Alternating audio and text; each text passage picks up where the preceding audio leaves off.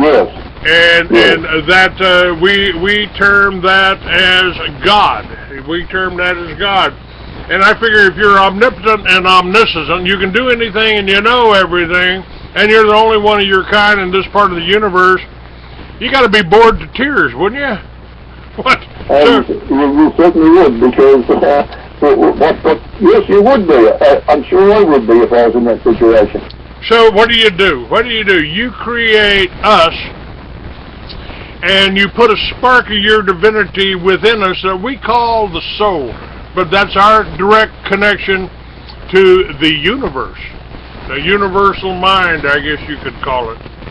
And that's what occultism is about. I mean, it ain't about black magic. Occult just means the unknown. People have they've created these mystery schools and tried to pass this knowledge on. They call it the Akashic Records.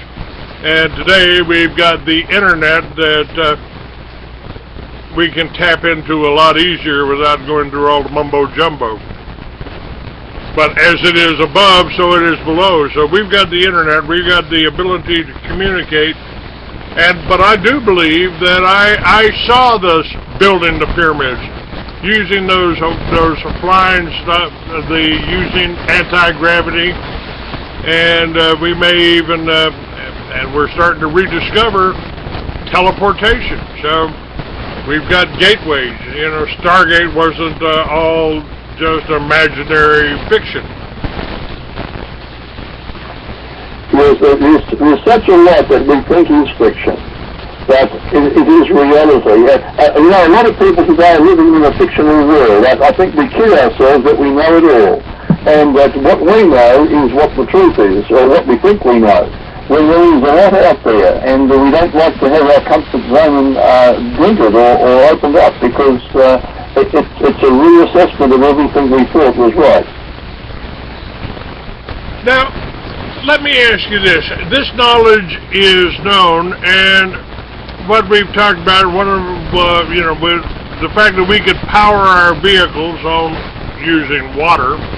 All we got to do is split the hydrogen off. We've had inventors that have done that. Stan Myers, I've got this whole film about Stan Myers. You can see him driving his little dune buggy, running strictly on water, no gas tanks to it at all. And of course they killed him. Why do they? Now you've talked in your website here. You've talked about them dumping artifacts in the ocean. You've talked about 44 skeletons dug up in Pakistan that were radioactive. You talked about advanced mathematics with measurements in microfractions down to the disintegration rates of subatomic particles. How could these have been measured without precision instruments? And in Russia's Ural region, gold prospectors are finding ancient man-made spiral-shaped artifacts, microscopically tiny artifacts that are the product of inexplicable and highly advanced technology, or what we would call nano machines today. I mean, this is incredible information, and it's coming from an archaeologist. You know, you've assembled. You've been to 30 countries, and you've assembled all types of people from all types of professions to back up the books that you've written here and the information that you've got here. Yes, that is true. And the interesting thing, Clay, is that as time passes, I started investigating this quite a few years ago, but as time passes, after it's been published, we get confirmations coming in. Just to mention one, it's uncanny almost how people come out of the woodwork to confirm what you have expressed, and they give personal testimony. Now, one of the first things you mentioned a few minutes ago was about artifacts being dumped from the sea. Yes. I happened to mention that in one of my newsletters some time ago, and lo and behold, within a couple of days, I received an email from somebody who'd signed up on my newsletter list, and he must have received it. And he said, I was the tugboat operator who went out and took the boat with all the artifacts that were being dumped. He says, I kept a record of the manifest. He said, he gave me the name of his company in the United States. He says, I still work for it intermittently. He said, everything you have written there is true because I was a witness to the dumping. So that's the kind of testimony we get once we start publishing these things. I'm rather excited about that. It's, what are they afraid of? What are they afraid of? Why don't they want this information getting out? I mean, I believe, and, you know, this is my speculation based on all of my research. One of the reasons we invaded Iraq, which was, by the way, written more about, more has been written about Iraq than Palestine in the Bible.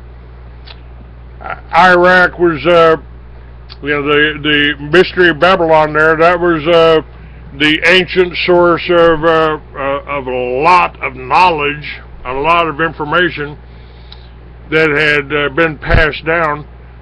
Why did we go over there? To destroy those artifacts? What are they afraid of? Yes, there was destruction of artifacts during the occupation of Iraq. It's absolutely disgusting. And it's heartbreaking, really, because a lot of this stuff can never be restored. Once you've destroyed something, you never see it again. And much of this had not been revealed to the world at the time, but it was in museums, or it was on site in the ruins of Babylon. I feel very, very sad that this has been allowed to take place. What, again, what are they afraid of? Why don't they want us to know our history? Why don't they want us to know that we are the products of a civilization that spanned this planet and maybe beyond? Tell me, just along that line of thought, tell me about the satellite that we discovered that we didn't put up, but that was there before Sputnik. Yes, it's known as the Black Knight. Scientists who are in the loop are quite happy to talk about this, but only among themselves. It's something that another radio broadcaster brought up one time, and he was warned to keep quiet if he valued his life. So that's the kind of thing that's happening today about it.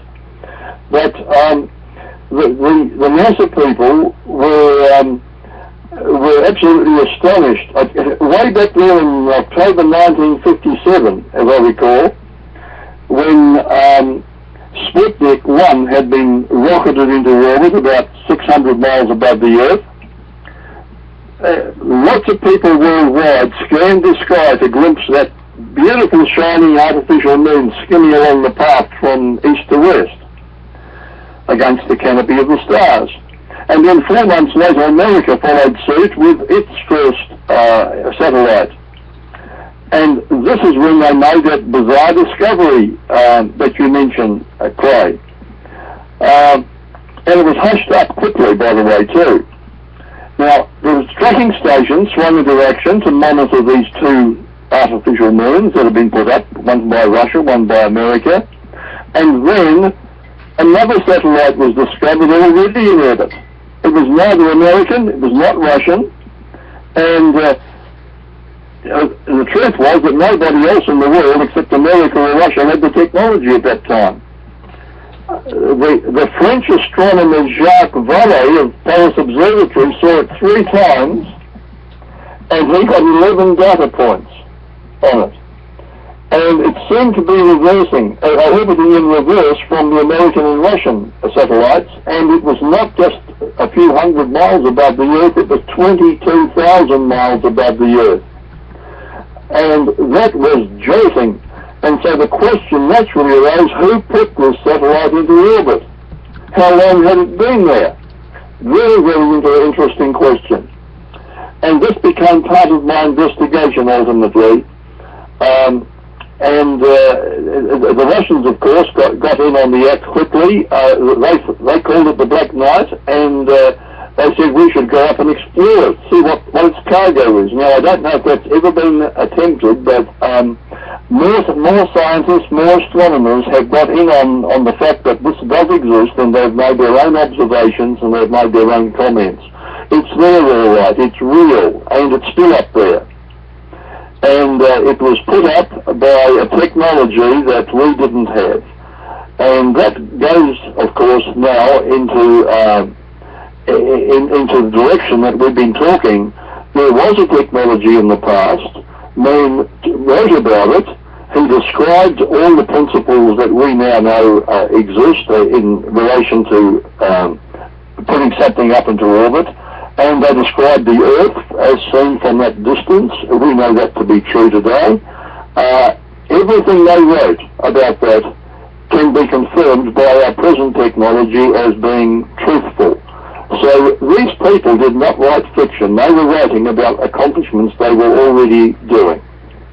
Very interesting. Who were these people that were writing this now?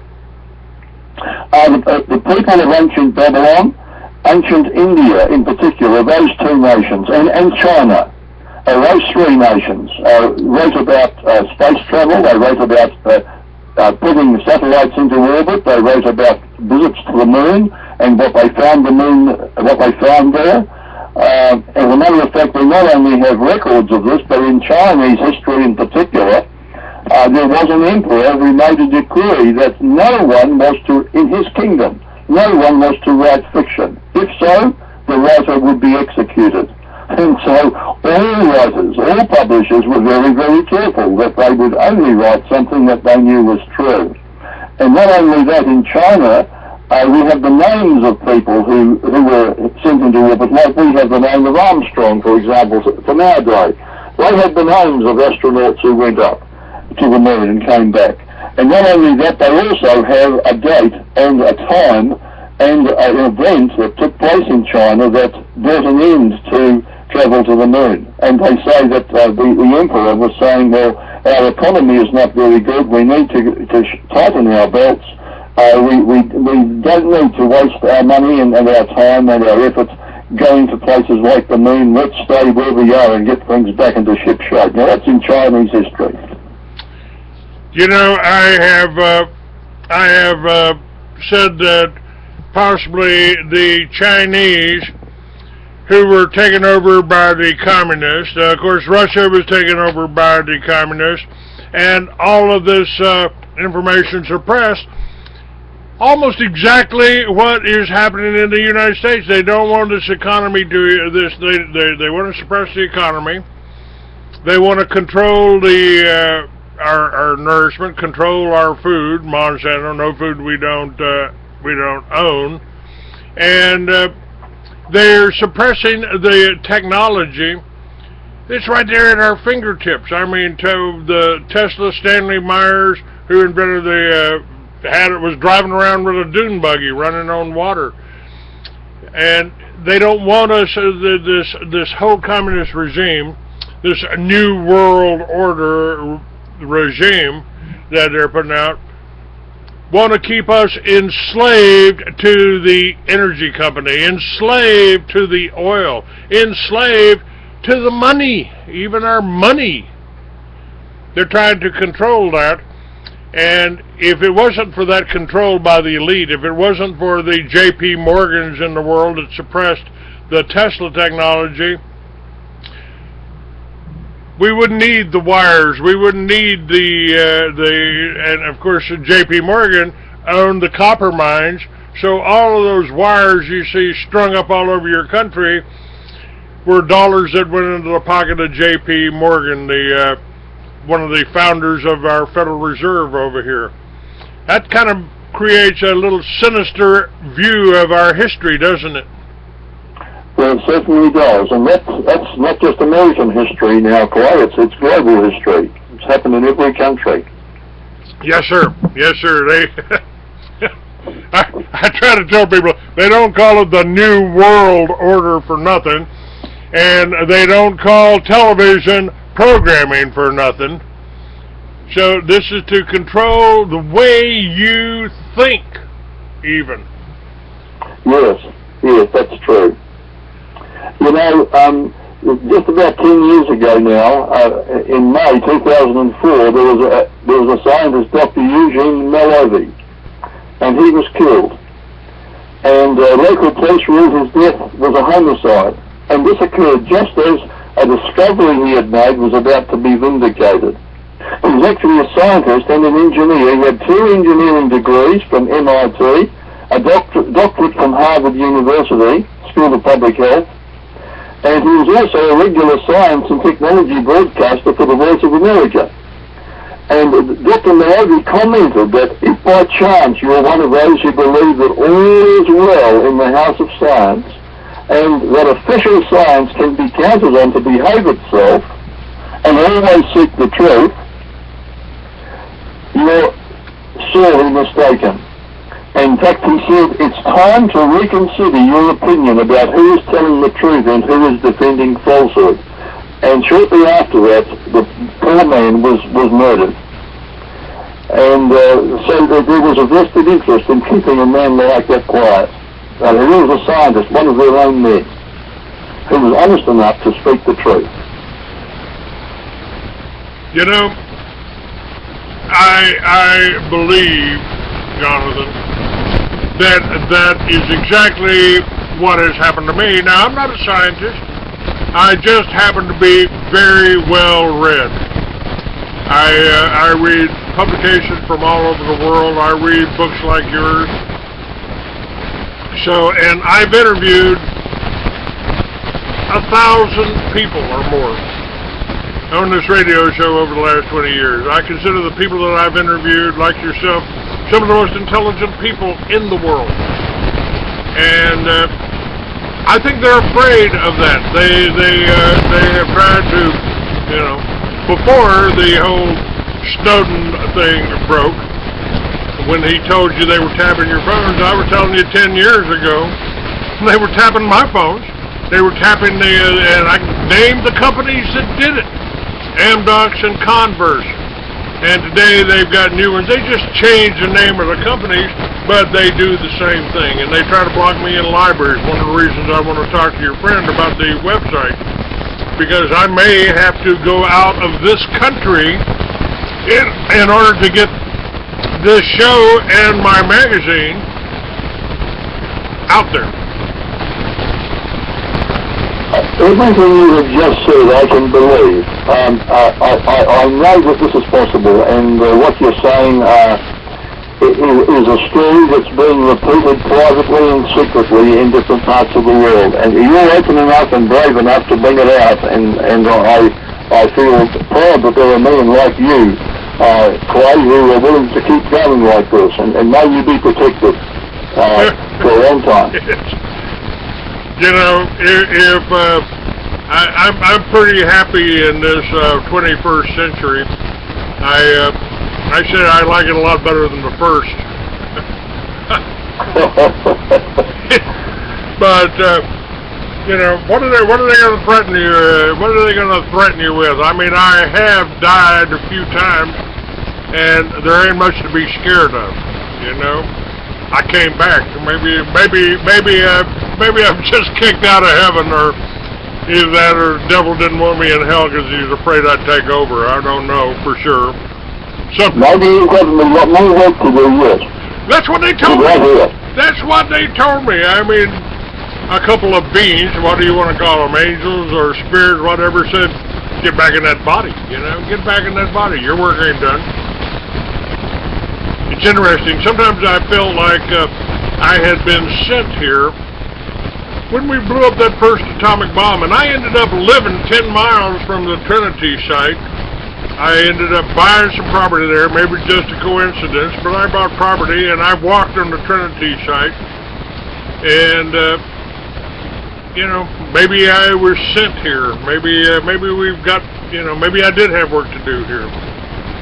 But I don't know. That's just speculation.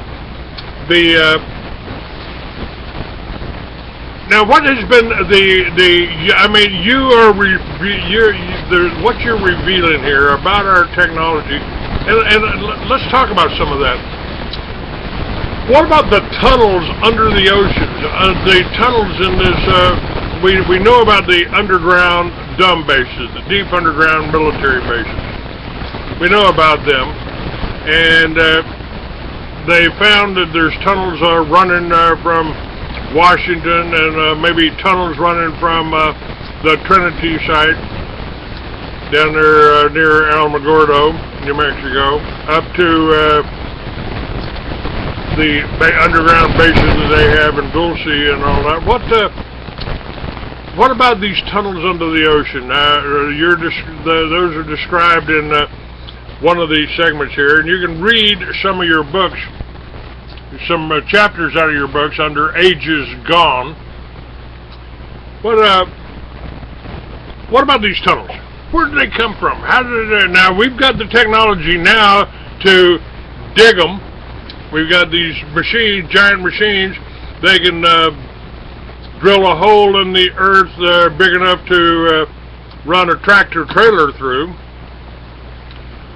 But did they have that 1,000 years ago, 2,000 years ago, 5,000 years ago, 10,000 years ago? Well, it's interesting, Clay. In fact, the tunnel subject of all my lost technology that I put out, this seems to capture the imagination of people more than any other thing. Tunnels are one of the greatest secrets of archaeology, and yet they're all over the world. In fact, not long ago, a tunnel was found, a very sophisticated tunnel, starting in Turkey and going all the way through to Scotland, under Europe, with little side tunnels going out in all directions. Now that tunnel now has been discovered. It goes right under Europe, and under the Channel, and out into the British Isles. Now, if you're going down to Peru, and by the way, one of these tunnels in Peru was explored by a joint expedition from Edinburgh University and the Ecuadorian University, and with the support and physical presence of the first man who walked on the moon, Neil Armstrong. He actually spent 2 months underground. I don't know if people realise this, and he was in one of those tunnel systems for 2 months, and they were exploring together. And one of these tunnels goes toward the coast. It goes from the Andes mountain range all the way to the coast, and then continues. But when you get to a certain place in the tunnel, suddenly you find that there's water at your feet. It goes under the coastline, it goes out to sea for a short distance, and then there's a leakage which has leveled it to the sea level inside the tunnel. So this tunnel you cannot explore any further than where the water fills it up, but it's obvious that it's pointing somewhere further out to ocean and would continue to go if you were to explore it. And on specific islands there are tunnels that there are roads that go off the land and disappear under the water. There are tunnels that do the same. So it's very, very interesting. And these tunnels are no imagination. I get testimonies from people who are very truthful and well-respected people in their community, known for their integrity. And they write to me. And I'm starting to publish some of their testimonies. There's a man who was a missionary in Central America. And he was shown, when he'd lived with the Maya descendants for some time, they showed him the entrances to tunnels that they today even use now, that go for several hundred miles from Guatemala into different places, where the common people travel. They feel that they're safe travelling along these tunnels to visit distant relatives because they can't be attacked or ambushed by their enemies above ground, and they get to their destinations and then return through these tunnels. And that's being done today, right now as we speak. Well, I can certainly understand that. Some of the places I explored in Belize or Guatemala there were a few thousand rounds of spent ammo there, so I was looking for gold. I figured if I found it, I wouldn't be able to get it out alive with all that ammo, spent ammo around. But Yeah. This is all evident of a past technology. Let's talk about that. What was this world like? I mean, we were basically talking about prehistoric. The science wants you to believe we were walking around like alley-oop with clubs and dragging our women by the hair. I don't see it like that. I don't remember it like that. I remember, I can see, maybe it's just a vivid imagination, but I can see technology far ahead of what we've got today, when it wasn't controlled by the bankers, wasn't controlled by the industrialists, when ordinary people could had access to ships that could fly. Maybe not everybody. I mean, it wasn't necessarily something everybody could, but they all benefited from it. Yes. And maybe, Clay, it wouldn't hurt to mention a couple of examples of this type of technology so we just get a grasp for what they were able to do. Okay. The Scottish Egyptologist Sir William Flinders Petrie was honest enough to admit that he was puzzled by certain granite drill cores that he had found at different archaeological sites in Egypt. Now, he saw that tubular drills had been used to hollow out large blocks of these very hard stones. Granite's one of the hardest rocks on Earth, and that the drills had been turning with great force and speed. Now, this has been examined by others who are engineers in our day, and the amount of pressure can be indicated by the rapidity with which the drills pierce through the hard stone. Now, at least a ton or two of pressure was placed on 4-inch drills cutting in granite. Now, on one of the granite samples, the spiral of the cut sinks 1 inch in the circumference of 6 inches, or 1 in 60 of it. Now, that's a rate of ploughing out which is astonishing. Rapid spiral grooves, and they can only be ascribed to the descent of the drill under enormous pressure. And just how enormous that pressure is was recently confirmed by an engineer called Chris Dunn, who's an expert machine maker, and he occupied at the time a senior position at the Danville Metal Stamp in the United States. Now, he calculated that the ancient Egyptian drills were turning 500 times faster than modern power drills can do.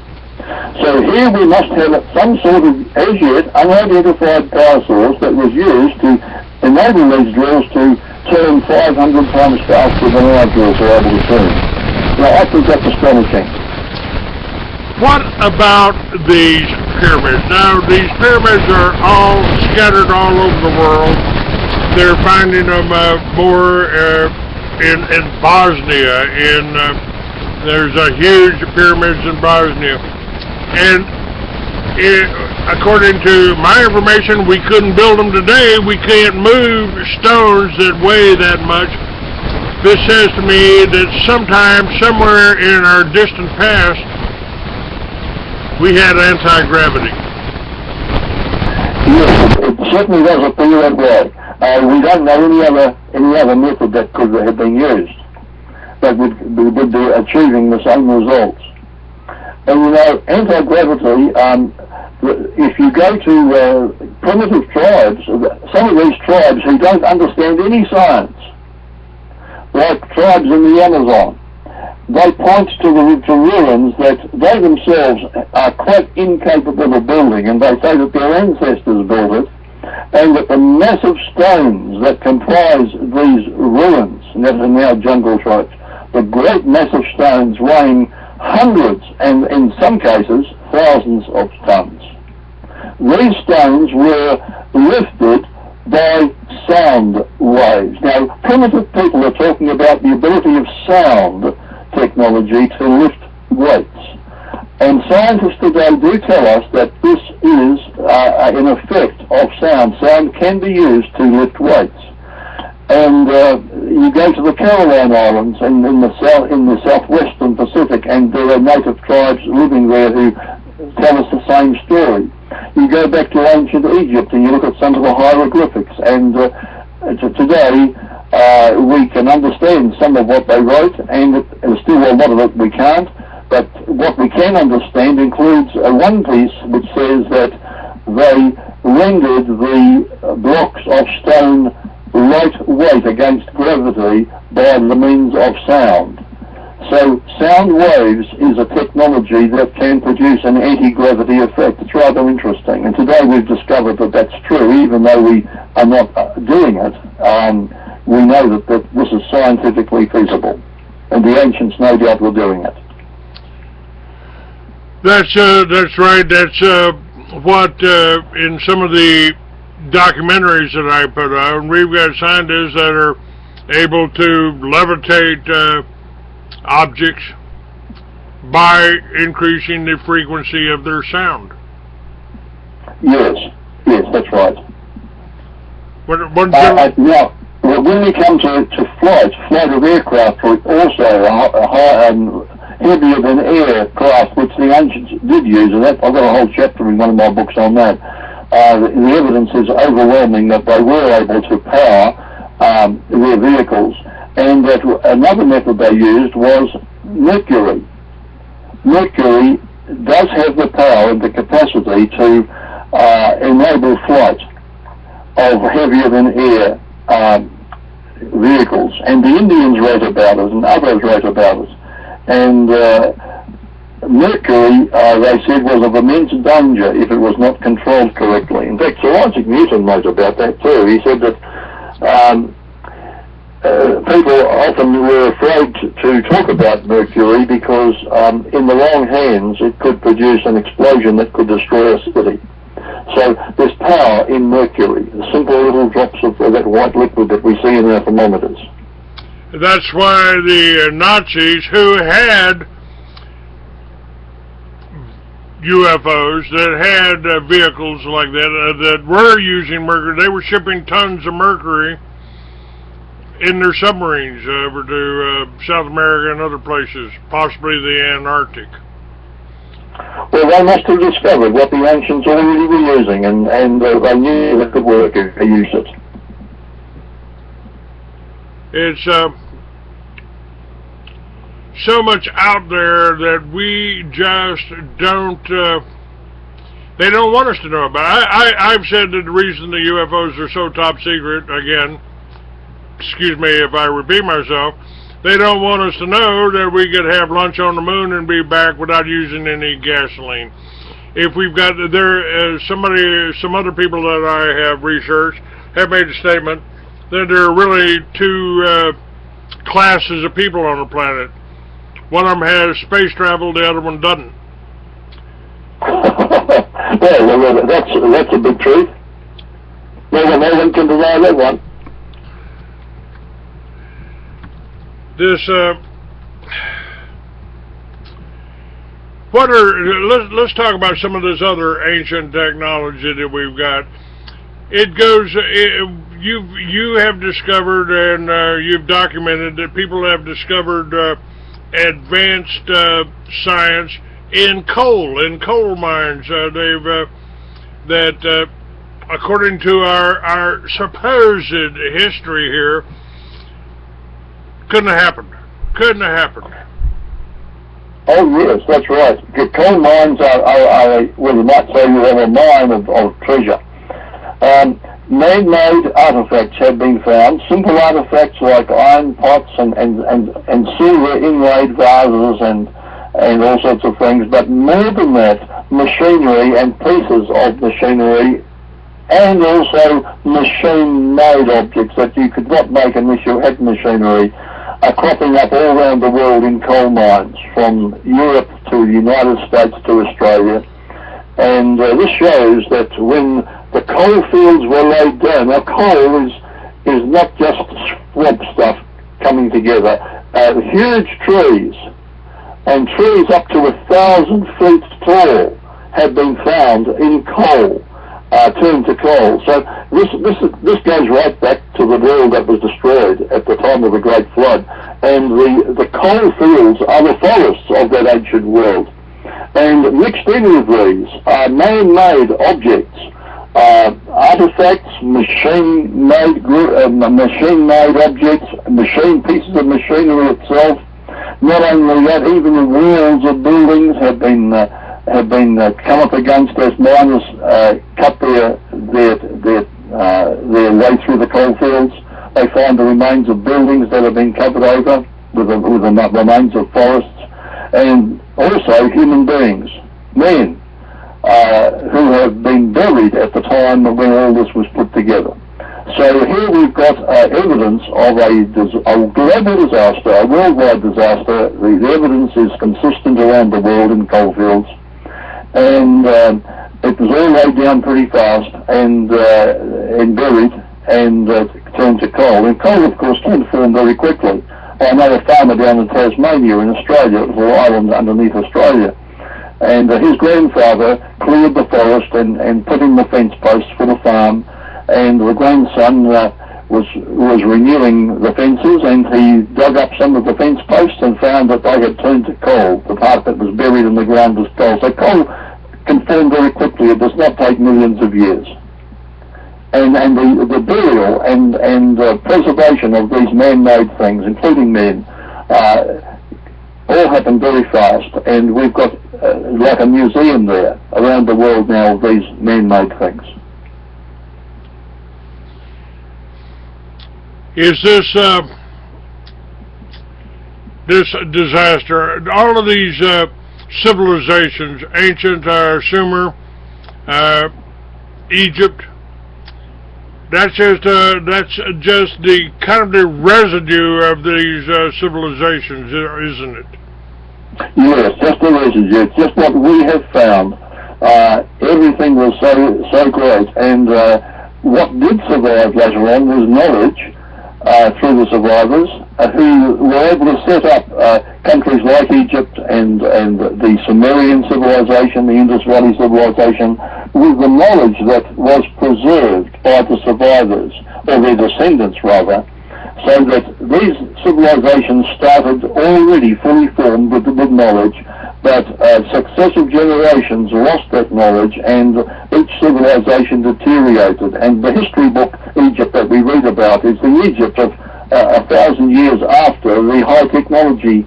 And so this is why we're not told about the high technology, because the evidence we have easily gathered today that people see is evidence of a civilization that was lower later, but the high technology, most of it had passed away, because metal does not survive very long. It rusts away.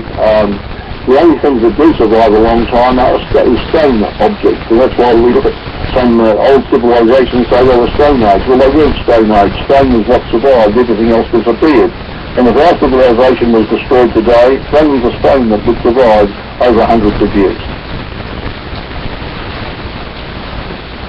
To me, this ought to be really encouraging news that we have been around for a long time, and that and even Nikola Tesla said that he was just rediscovering what had already been here. That's right. Yes, it's a rediscovery, not a new discovery. But they are afraid of the knowledge of the elitist. We're still, I guess, we're ruled by we're ruled by a priesthood, aren't we? You could call it a priesthood, yes.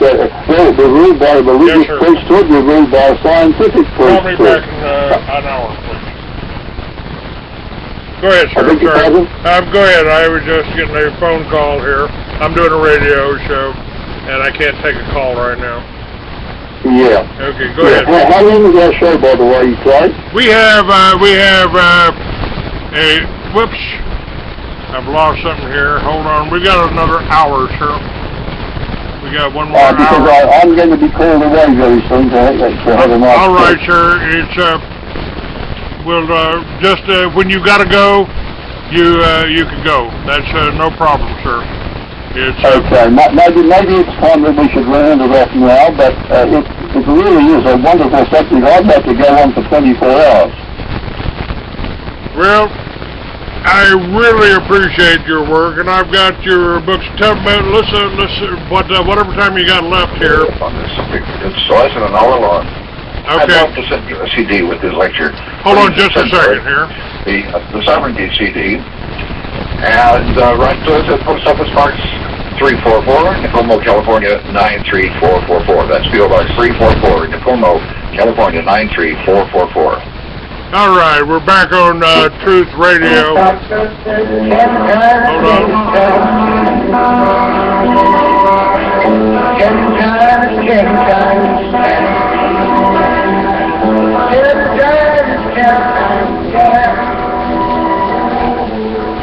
All right. We lost Truth Radio there for a second. All right. Hopefully that'll stop there. All right, let's try that again here. We lost Truth Radio there for a second. One of my stations here. That's but let's talk. Let me see if I can get that back up here. And let's talk about your books. Now, do you have a new book? So I've still got Dead Man's Secrets linked up on my website. Oh, very good. One of my more recent books is The Forbidden Secret, Charting Your Rescue from the New World Order. And The Forbidden Secret is the rescue plan which the elite have sworn to suppress, to discredit, and keep it secret from the public. So maybe that's a book that will interest a few people. The Forbidden Secret. All right. I would like to ask you to send me a PDF of that so I can review that and be happy to do that. Talk about it on some of my shows when you can't come up.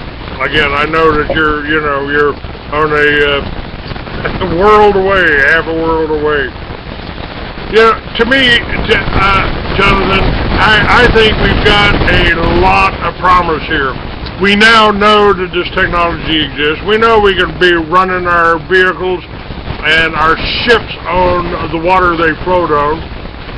We've got we're rediscovering so much, and I've reviewed people here that built their own UFOs, that have teleportation, that did develop that and documented it. It's so what we have is an elitist group, the people that print our money that our founding fathers warned us about. They're controlling this technology. You're linked by an umbilical cord to that telephone line, that power line out there. And it's really not necessary. Everything that we need, God gave us. Wind, the sun, the magnetics. It's let's see if we can get this. Come on, Truth Radio. Let's work here. Let's work, guys. Appreciate this working here. We keep losing you. I don't know since I'm not losing anybody else. It must be only Truth Radio that's going down, but that connects us to our other stations too. So we got it all back. My guest is Jonathan Gray. He's just going to be with us for a short time, and now this new website, Ages Gone. It's people can get your books there too, can't we? Can they? Yes. Now the purpose of that website actually is especially for people who want to share with others, and they can profit at the same time. It's actually an affiliate website, and people can now benefit and earn some kind of appreciation from us, monetary, by reselling up to 31 of my books progressively to others. So it's an affiliate site and a membership site, and it's worth checking out. agesgone.com. All right, I've been looking for because they're just launching the affiliate program at this moment, this week. I've been looking for the way to sign up for the affiliate program. I haven't found that yet. So okay. If you can. When you talk to John, when he phones you back, ask John Wright to make that clear for people, because maybe he hasn't made it as clearly as he might. All right, that's great. I'll certainly do that. And it's what you're offering here is I see $17. I see that. Is that the affiliate? Is that the membership price? Yes, the affiliate program includes a membership program. It's $1 for the month of July, and thereafter it's $17 a month, and I think it's good value. It was decided by John himself, and I went along with him because he's experienced in this particular aspect, and I think he knows how to run it well, so everybody gets some remuneration when they share with others. All right, great. I'm looking forward to having him get back to me, and we'll work with this. There is just so much that you cover in your books. It's just pretty incredible. Prehistoric technology. It's What is the psychology behind this? They just want us to believe we came from cavemen, ape men, or something like that, instead of sophisticated scientists and thinkers and people with incredible power. They don't want us to know about that power, do they? That is true. Well, I believe that this information has let loose an intellectual time bomb, and it's scaring them. And today there are people who have become very wealthy and also very well known for their revolutionary stance, and once they see there is something that threatens that, their reputation may be at stake, their grants from a certain university may be at stake, their income, they want to suppress it. And unfortunately, that's a problem. But there are other scientists who are brave enough to say, well, this is not how it ought to be. I remember Kenneth Kitchen, professor of Egyptology at the University of Liverpool. He said, there's a deliberate withholding of information. Yet that information is the fruit of leading scholars.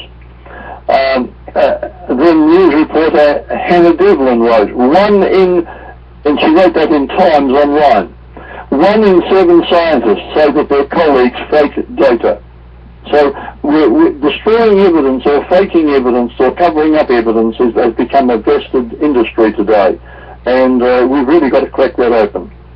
Maybe that's a good parting shot, Clay, and I appreciate very much the opportunity to speak with you today. All right, Jonathan, thank you. You're welcome back anytime. I love having you on. Thank you very much. I sure appreciate it. It's been my pleasure, and thank you for having me on. All right, sir. God bless you, and thank you. Please. All right, Jonathan Gray, folks, and Ages Gone. It's let me actually go there and share a little bit more of his work. He has, let's see, read chapters. Let's up here. The Weapon of Globalist Fear. Let's take a look at that. This is about a battle between a document and a death squad. A frightening agenda is being put into operation to eliminate most of the world's population. New World Order planners say this needs to be done so they can save their utopian world. but an unseen bombshell is set to explode and seal the fate of these plotters. The extermination plot. In 1974, in an address to the National Security Council, former U.S. Secretary of State Henry Kissinger presented 2 billion people as the desired level of reduction, but in fact the depopulation policy may seek a $2 to $4 billion reduction, or up to 2/3 of the world's population. This depopulation program is intended by the world's ruling elite to result in the control of mineral and strategic resources and water and control of the world's wealth. By 1979, depopulation was the top priority of U.S. national security policy, as outlined in the national security paper Global 2000, written by Rockefeller contractors Henry Kissinger, Zbigniew Brzezinski, General Alexander Haig, and Ed Muskie for President Carter. We now see a progressive enacting of this plot in the stealthy release of biological, genetic, recombinant DNA weapons such as AIDS, swine flu, forced vaccinations in third world countries or in the United States. Just go to your Walgreens. We'll be glad to give you a vaccination. And now systematic use of depleted uranium. And what have I been telling you for 20 some odd years, folks? They sprayed us with Agent Orange in Vietnam because they didn't want combat hardened troops coming back to see the communist mess that's set up in this country. Jonathan says there's an intellectual bomb let loose. We might be aghast at the dangers of the nuclear bomb in the hands of terrorist and renegade governments, yet even more deadly than all of the above is an intellectual bomb that has been set loose on the race. Hitler's atrocities were based on it, so were those of Stalin, Mao Zedong, and Pol Pot. Now it is the turn of the New World Order's crazies. What is this intellectual ticking bomb? Nothing less than the nihilistic mindset which has dominated scientific thought for the past century. Based on the popularized E-theory, the theory of evolution, nihilism is now in danger of committing mankind to a course of automatic self-destruction. You may be surprised to learn that many leading scientists are now questioning the validity of evolution, but the damage has been done. It has had a free hand with little or no opposition in the universities and colleges and through the press and television. In these years, it has resulted in reasoning which has brought the most disastrous consequences. And this might be evidenced by even the guest that I had on yesterday, I believe it was yesterday, who talked about his theories of evolution. Jonathan Gray says that the propaganda has already molded society's thinking. The people contend to remain, for the most part, blissfully unaware of what has happened and continue to believe the litany of globalist lies being poured upon them by their propaganda media organs, never raising any objections to billions of dollars being poured in to perpetrating their ignorance. And like it or not, its influence is largely responsible for our present day social, political, and moral problems. It's true, you know. The models with which we strongly identify influence our behavior. Remember what I've told you about television? They don't call it programming for nothing. The man who believes he came from a beast may be more likely to behave like a beast. The image is not only degrading, it's dangerous. Now just think about this. If atheistic evolution is true, then there are really no absolute, no right or wrong ways of doing things, so anything goes. Incest, fraud, violence, whatever you want. There can be no objective criteria for patterns of living or for codes of law. Do you see? The idea of man as simply evolving results in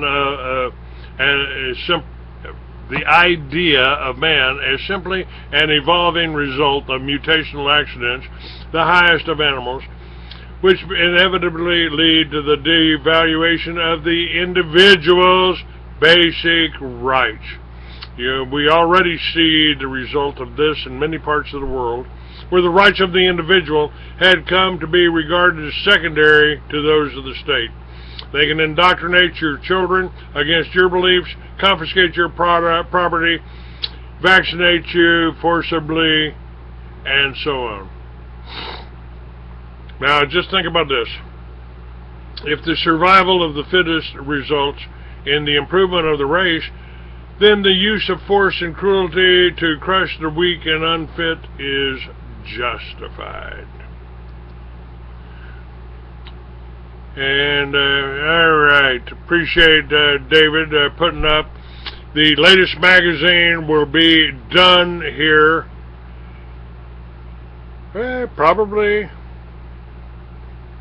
before the 4th anyway.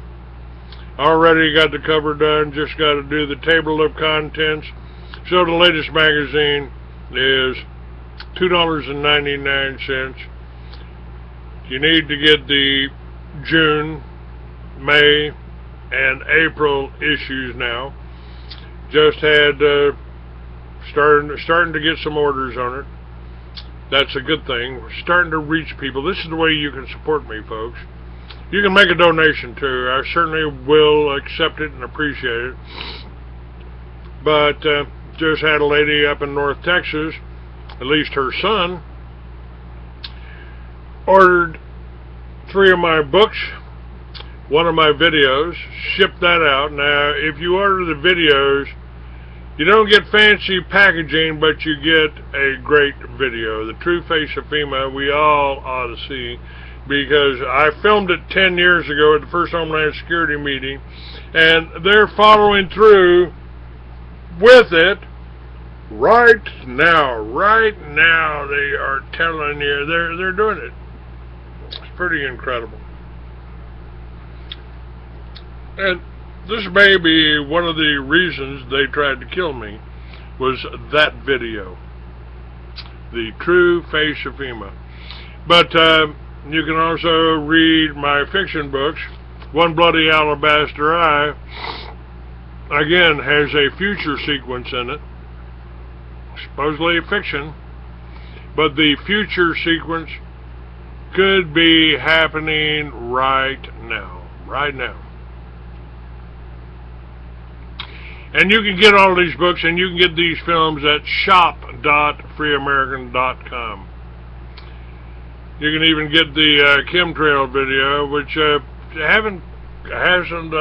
there's a few people that have done a little bit more research, and it's updated, but remember that I did it 20 years ago. And that's what you need to know. That 45 years ago, I wrote about what Jonathan Gray and I talked about in this show. 45 years ago. You can actually get it for $10. You can get the screenplay, and I'll toss in more than that. I'll toss in the short story that the screenplay is based upon, and see what I wrote about 45 years ago that is happening now. $10. Mystery Babylon, $10. Read it now. You can, if you want the hard copies, you want signed, you want something in paper, I can get that to you. We got them available.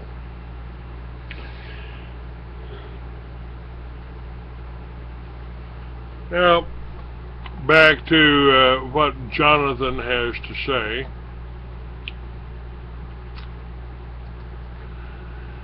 The appeal of totalitarian systems such as Nazism, communism, secular humanism owe a great deal to the acceptance of evolution, as do fascism, anarchism, atheism, and militarism. Take away the evolution theory from these belief systems and they effectively lose a central premise necessary for their coherence. If you didn't know, evolution theory was a powerful influence on the mindset which dominated communist and Nazi and communist leaders.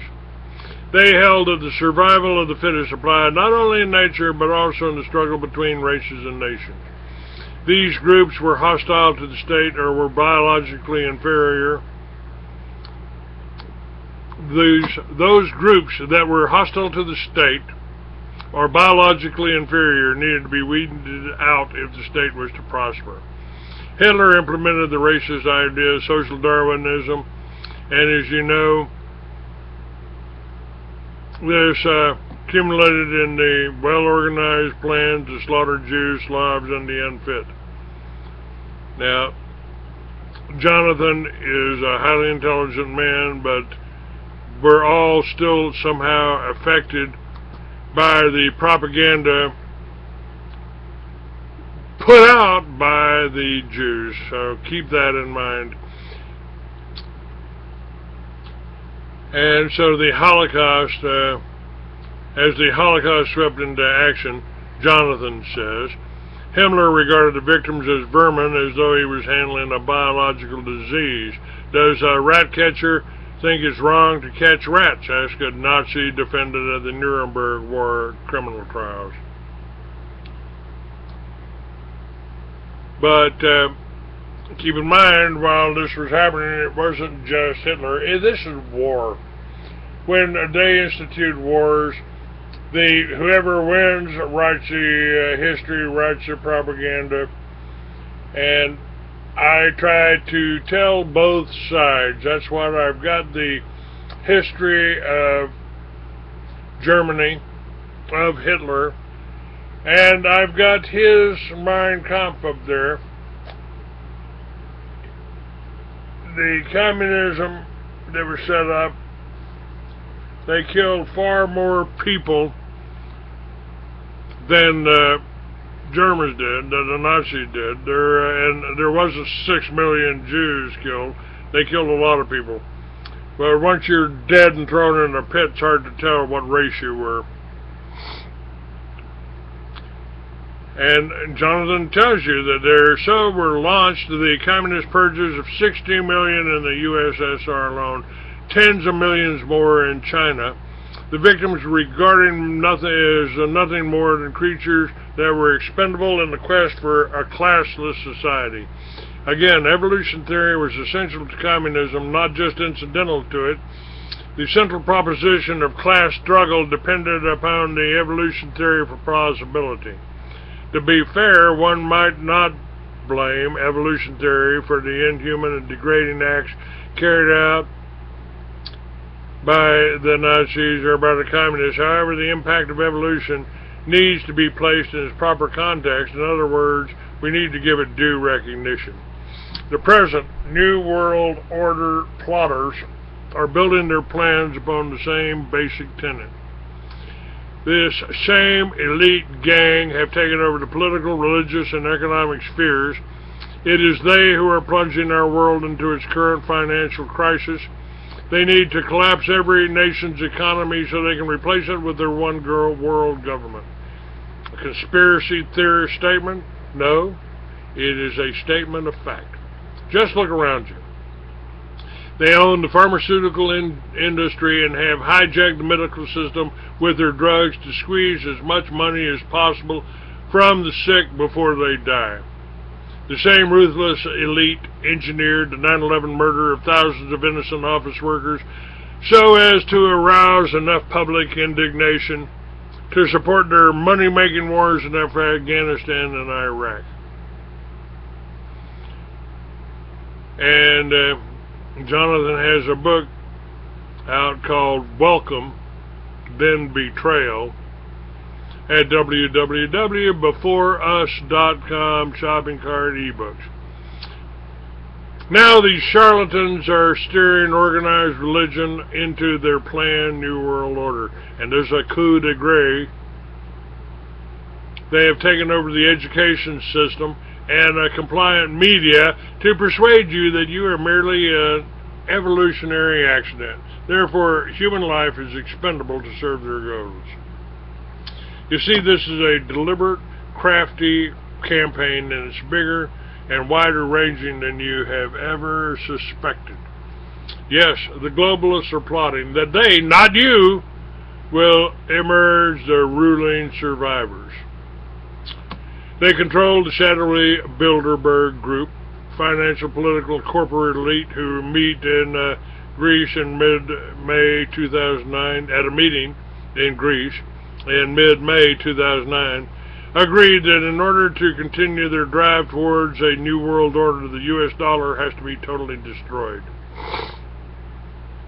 Investigative journalist Daniel Estelin, whose information from inside Bilderberg has routinely proven accurate, states that the global elite plan to destroy the economy and ultimately lower global population by 2/3 has stoked fears even within Bilderberg herself that the fallout from such chaos could ultimately result in the globalists losing their control over the world.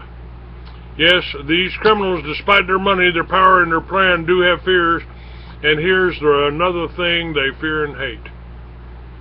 As those murder mongers step up their pace, there's a document that stands in their way, a document so powerful that if it were reawakened in the psyche of the masses would hamper seriously their plans. It's a document they dislike intensely and whose power they feel, so they fear. So they are doing their best as professionally as possible to discredit it. That document is the book of Genesis, part of the most widely translated piece of literature in the world, the Bible. And if you didn't know it, this document is explosive. It's a powerhouse of currently vital, hot information. When common people plug into the message for today, they become ignited, invincible, and unafraid. That's exactly what the globalist villains don't want. An informed, empowered, and fearless population.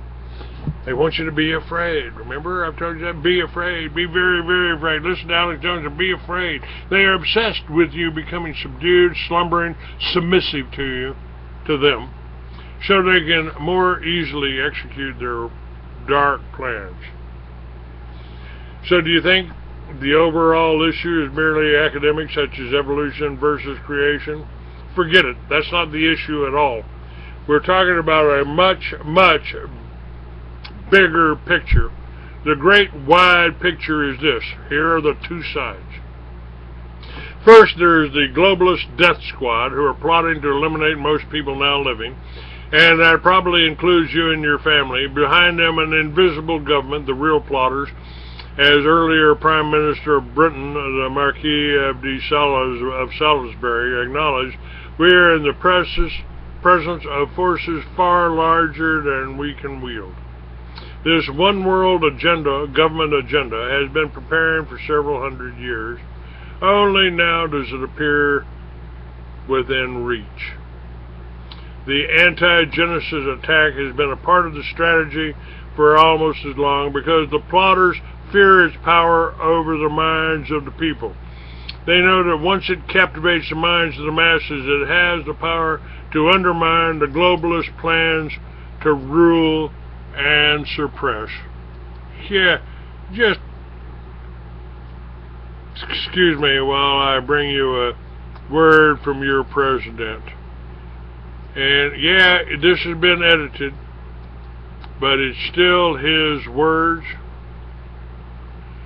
It's still what he plans for you.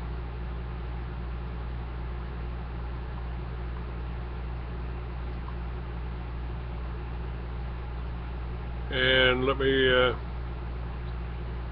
find that very quickly here.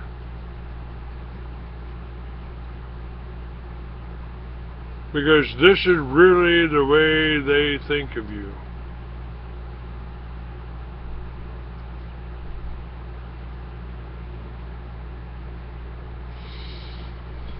And for the international order that we have worked for generations to build. Ordinary men and women are too small-minded to govern their own affairs. That order and progress can only come when individuals surrender their rights to an all-powerful sovereign. You want to surrender your rights?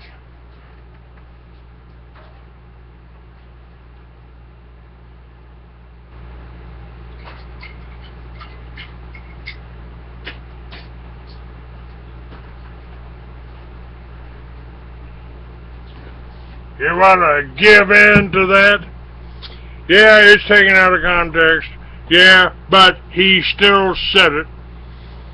And taking it just in that one cut, that one clip, it is certainly telling, because that's the way he thinks. Musical interlude. Today, we're all going to learn a new term. It's only 2 words. Now listen closely. Can all of you say constructive fraud? Constructive fraud! Did you ever get the feeling as you're staring at the ceiling? He took an oath to defend the Constitution of the United States of America. And the president takes the field and finally set a grave somewhere. By some, he's been called controversial. But we never seem to get too far. Well, if you think you're being taken, then you're ready to awaken to the truth of what we really are. Now, keep in mind that some of my guests have been approached by Homeland Security or FBI saying, why are you going on the Clay Douglas show? My message to those guys, if they're listening this morning, is go get a cup of coffee. Maybe you'll learn something. We both took the same oath, to defend the Constitution against all enemies, foreign and domestic. I don't recall there being an expiration date on that. And as long as we stay passive, we'll succumb. He is the free American, Clay Douglas.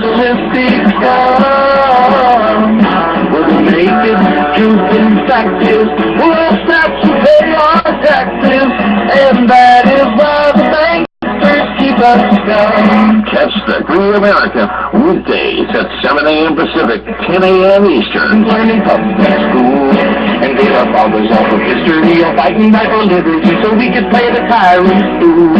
For the podcast and more details, visit www.freeamerican.com or catch the podcast by phone by calling 832-999-8621. Enter servitude of slave, overburdened and bewildered. Folks, this one world government agenda has been preparing for several hundred years. Only now does it appear within reach. The anti-Genesis attack has been a key part of this strategy for almost as long because the plotters fear its power over the minds of the people. They know once it captivates the minds of the masses, it has the power to undermine the globalist plans to rule and suppress. This is why they're afraid of me. This is why I'm blocked in libraries. I am telling you the truth. I'm not afraid of these bastards. I am not, because what can they threaten you with? Death? Nobody gets out of this world alive.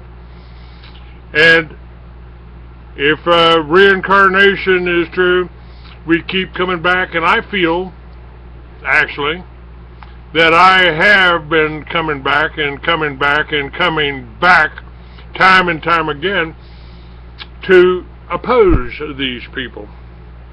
These are kind of what my books are about, my fiction is about, and frankly, it's not there to make you afraid of them. It's to show that one man has the power to stand against them. One man they have a hard time killing. One man they have a hard time silencing. And you are the same as me. All it takes is for you to quit being afraid, to open up your mind to other possibilities. Quit the programming, quit being programmed, quit being hypnotized by their words, and start working together. Now, not everybody can do what I do, but if you support me, even if it's just buying a magazine, if it's by making a $10 or $20 donation, if you support me, then A, that makes me feel a lot better. If I've got the money for gasoline to get up to one of these rallies or one of these meetings, if I've got the money to pay for the antivirus protection that I need here when it comes due, that's what I use your money for. I don't do drugs, I don't drink, I don't even smoke cigarettes, and I don't take their pills. I'm not on Paxil, I'm not on Luvox, and I certainly won't take any Halcyon or Haldol or Valium unless it's being forced on me. And that's hard to do. Boy, the nurses told me from the hospital, the black nurses, they didn't send women in on me, they sent in black men. Boy, you were one mean sucker. Boy, you pulled pictures off the walls, beat us over the head with it. Yeah. I sure, I did. Should have given you a clue. You were giving me the wrong medication. Didn't anybody tell you I almost killed the first guy who gave me a Valium? Folks, am I a rebel? Am I a Texan? Am I a biker? Yes, all of the above. I've traveled, I had people in Miami. I'd pull up on my Hatteras, my cruiser with the flybridge, the gold pin rods and wheels. And then I pull up on the Harley and they say, what is this, Clay? What's this biker thing? Can you keep a secret? I'm not a boater dressing like a biker. I was a biker dressing like a boater, right?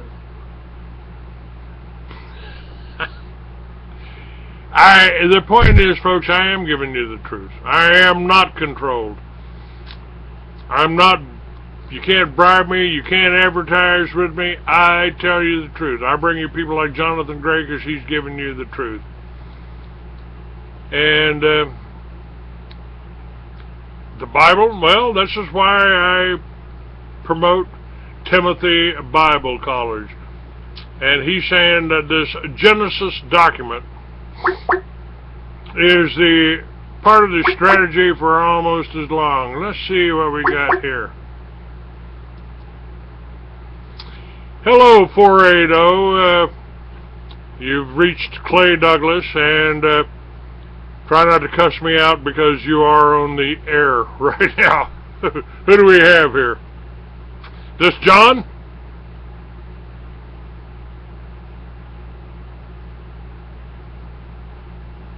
Alright, let me see here.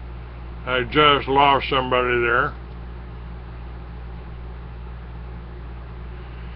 Okay, we'll try them again later here. Don't know who the 480 is. We'll check back with them. Now let's get back to any rate, folks, I have Timothy Bible College, and if you're in elementary school or junior high school, the Little Red Schoolhouse is part of Timothy Bible College. You can get your high school degree, and you can go on to get your Bachelor of Arts. You can get your master's degree from Timothy Bible College. And what he's talking about, what Jonathan Gray, my guest for the Zone today, talked about, there is the Genesis document. This is the voice of a totally opposite power. It says, no, you cannot silence, oppress, or eliminate your fellow human beings. This beautiful earth came from the mind of a loving creator, which makes every person's life sacred and to be respected. You were created a dignified, free being, answerable firstly to your maker, then to your family. The state is to serve you, not oppress you.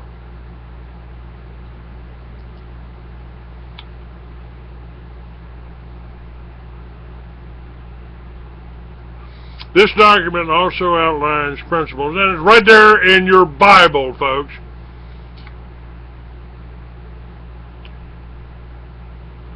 This document outlines principles by which you can survive both the impending financial crash, the coming tyranny, and beyond. Did you know that? Yes, that so-called mythical book of Genesis turns out to be an absolutely amazing source of information, so very practical. You don't have to guess how unacceptable is this Genesis ideal to the New World Order gangsters. Is it any wonder they want it out of the way? So, to systematically dull the minds of the masses, they have been shrewdly preparing and using a compliant servant team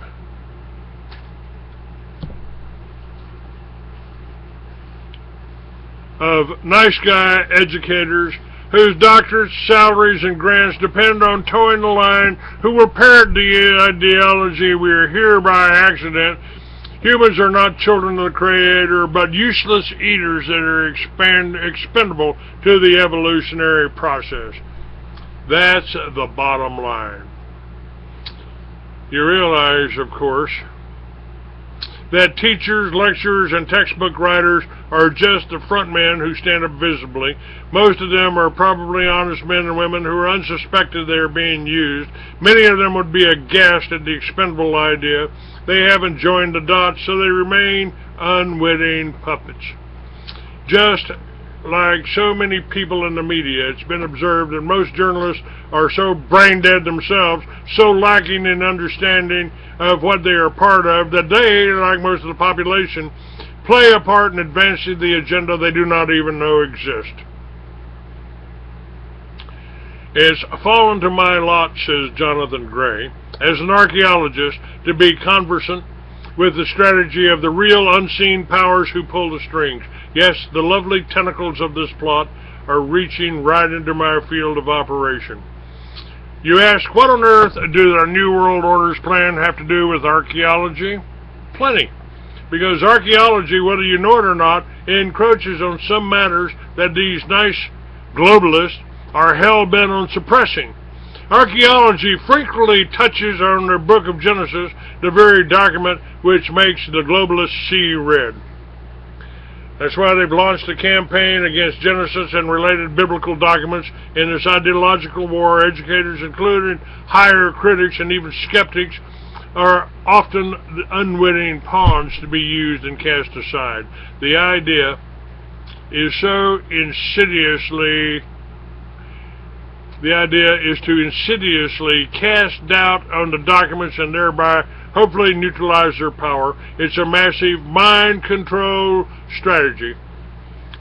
Let me give you a classic example of how this works. You've heard the story of Moses, who led the escape of the Hebrew slave from Egypt and the drowning of the Pharaoh's army in the Red Sea. That particular topic is frequently used as a weapon, and the poor educator, confidently playing their game for them, ends up getting his fingers burnt. One such occasion was in 1978. While divers were searching for possible remains of this event, a professor trained in the art of higher criticism by his mentors, whose training he had trusted, was stating on camera with all the weight of letters behind his name that biblical accidents never happened. Poor man. He missed the greatest underwater discovery of the century. Now, such a mistake would discredit any higher critic, but the critic was quick to compound it. In 1991, he said with an awesome display of knowledge that the biblical King David never existed. 2 years later, a team of archaeologists led by Professor Avram Baram at Tel Dan unearthed an inscription referring to Brit David, the dynasty of King David of Israel. Result, the critic dared not breathe a word. This goes on and on. In 2001, a highly placed academic with his mentors in the background from the screen assured us that the Bible's King Solomon is all invention. And on January 12, 2003, archaeologists announced they had examined a stone tablet dating to 800 BC that detailed repair plans for the Jewish temple of King Solomon. Poor guy, he just faded away and not been heard from since. When a learned scholar again trained for this very role, went out of his way to poo-poo the Genesis story that burning sulfur balls rained down from the heavens upon Sodom and Gomorrah. Triumphantly, he and the colleagues spluttered in laughter. Ha ha ha! There were never such critics nor such an event, but nobody laughed when remains of the ashen cities were found peppered with sulfur balls in southern Israel desert. Poor critics saw their mirth disappear down the drain. With this incredible record for being wrong, it might be asked, why does anyone pay attention to these mighty thinkers? In fairness, it must be stated that these scholars are fall guys. They sincerely believe in what they're doing. That's all they've been taught. Most of them are so lacking in understanding of what they're a part of that they, like most of the population, play a part in advancing an agenda they do not even know exists. And folks, that's what you're doing if you're falling into the demonization of the free American. If you're listening to the people that say, oh, he's doing this, he's doing that, he hates Jews, he does this, he does... You are falling right into their hands. You ought to be supporting me, you ought to be donating to me, you ought to be telling your friends about me. Because I have studied all this. I do have guests like Jonathan Gray. I do have authors on my show. And I give you other sides. I give you both sides of the story.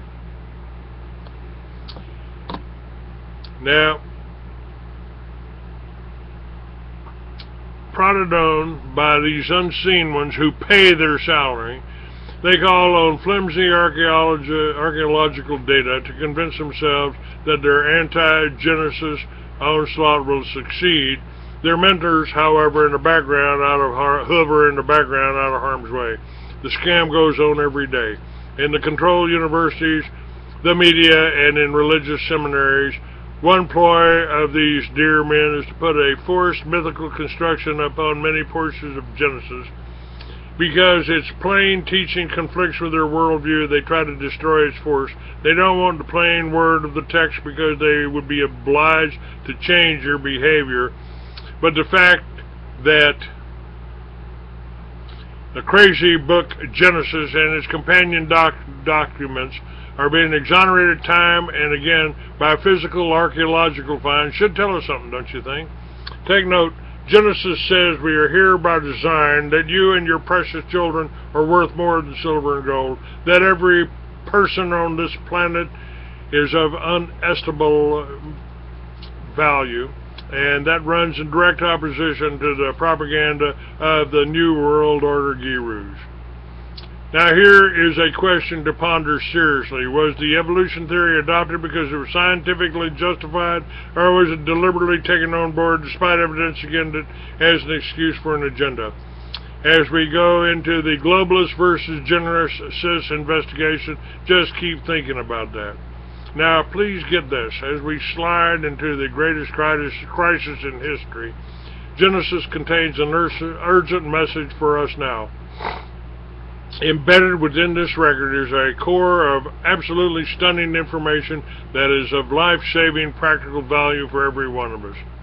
It is the information that can help you survive the increasingly dangerous environment being forced upon us by the New World Order psychopaths.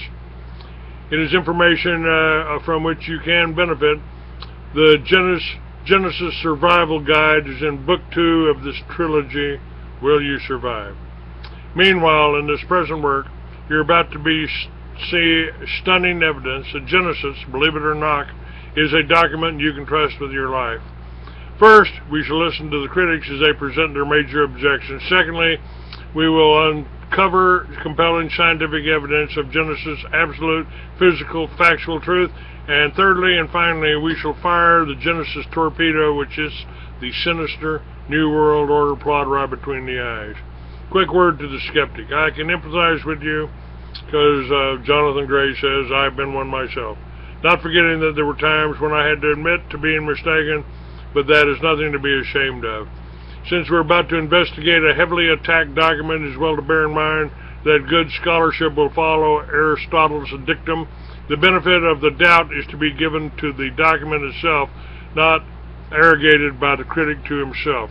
That is, one must listen to the claims of the document under analysis and not assume fraud or error unless the author disqualifies himself by contradictions or known factual inaccuracies. In other words, it is to be accepted that a document is genuine unless there's compelling reason to believe otherwise.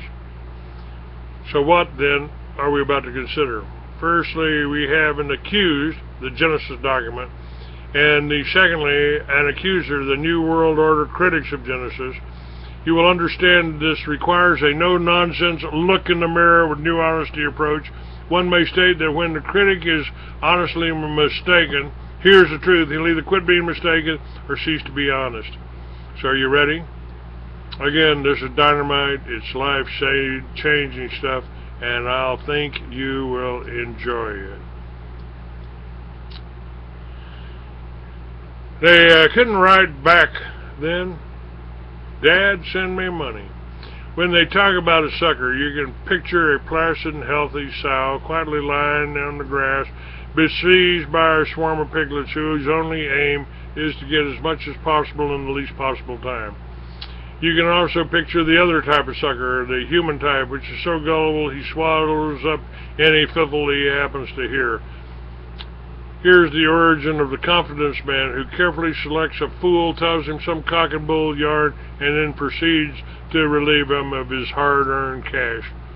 When you hear about it, you would hardly credit a businessman or in a responsible position which purchased shares in an unknown gold mine, or a professor who would sink money into an expedition to locate a mysterious treasure. But you don't even have to leave your hometown to learn that there are wealthy and wise fools born ever many, as well as those taken in by the big tricks. There are countless numbers that are bluffed by these small tricks. Have you ever read in the paper such ads as these? Are you a slave to drink? Cure yourself the easy way. Save dollars. Write to us without delay. Do your friends like you? Learn how to become the center of attraction. Boost up your personality. Be wanted. Be popular. Don't be the mouse that sinks into the corner. Get wise to yourself. The power is within you. Bring it out. The demand is there all the time. The world is full of ordinary people who are conscious of their own failings, weaknesses, and needs. But the tragedy is that so many look for the advice by return mail method of finding a solution. Don't be bluffed. The 55-cent stamp won't bring any cut or dried answer. It generally leads to a course costing only $199 or something like that. After that, what? There are some people who are in the business of deceiving. They have it down to perfection. Some of them go as far to write books, like Len Horowitz, for instance, under the pretense of giving you knowledge about the mysteries of the past. They spend subtle innuendos and lying propaganda, and otherwise brilliant suckers are conned. In my field of work, says Jonathan Gray, as a field archaeologist, historian, and investigator, I come across such con men frequently. My work touches not only on archaeology, but even brings me into the field of religion. Here, perhaps more than anywhere, I see honest people being conned. Why do tricksters swarm to this field? Because they know it contains so many honest, trusting people who are not expecting con men to penetrate that sphere. Now let's go back into history. In the mid-1800s, it was generally accepted that the biblical book of Genesis was a true record of man's early history, and at that time there was little solid evidence to support such a view. Acceptance was largely based on faith. Then modern thought moved into the theories contradicted some of the Genesis story. The age of enlightenment had arrived. The rumor started going around that Genesis was only a myth. One objection came up: that Genesis, the book of beginnings, was not written as believed so early at the time of Moses, because in 1400 BC writing was still unknown. Therefore stories must have been passed down orally, so they might be no more than myths, legends, or fables. Turned out this intellectual discovery was coming from a most unexpected quarter. Scholars in Germany who were graduating from seminaries which trained Protestant ministries. How could this be? Was not Germany the beating heart of the Protestant Reformation, which championed the Bible. To understand this strange development, we need to go back a little further. For 1,000 years, the church had fiercely suppressed the Bible. Why? Because it exposed the corruption of the ruling church. The hatred had resulted in countless handwritten copies being seized upon and burned. It was a forbidden book. Then came the invention of the printing press. In 1516, the New Testament in Greek was printed. Mass production was now possible. No longer could the book be successfully suppressed. We must destroy the printing press, or it will destroy us, shouted the Vicar of Croydon. In France, printers who were convicted of printing Bibles were seized and burned alive. On February 26, 1535, a law was passed to suppress printing.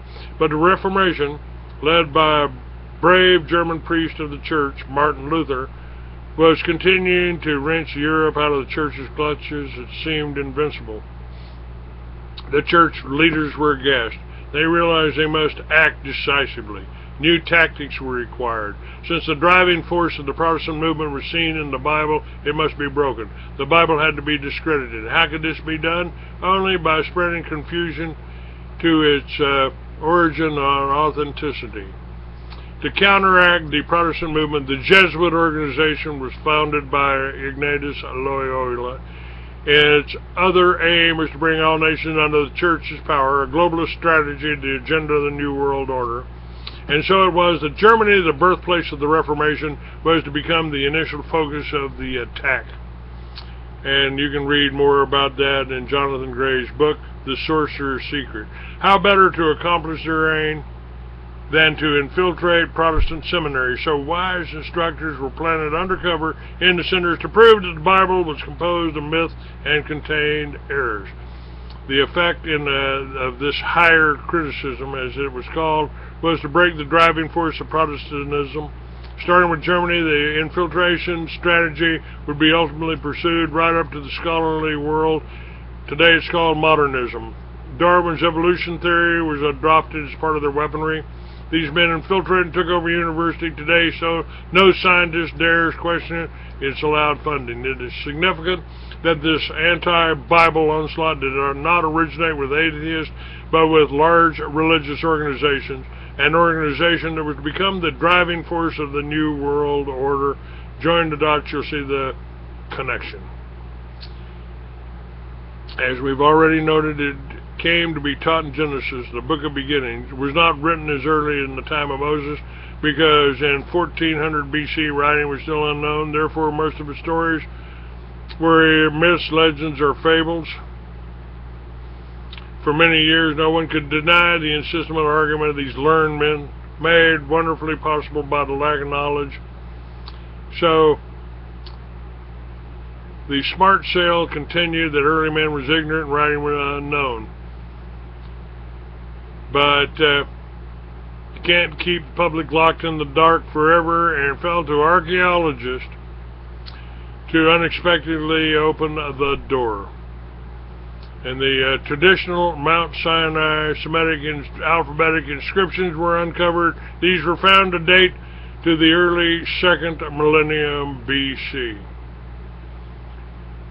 Alright, that's enough. You can read this yourself at Ages Gone. I'm Clay Douglas. FreeAmerican.com is the place to make a donation. Shop.freeamerican is the place to get my magazines, to get my books.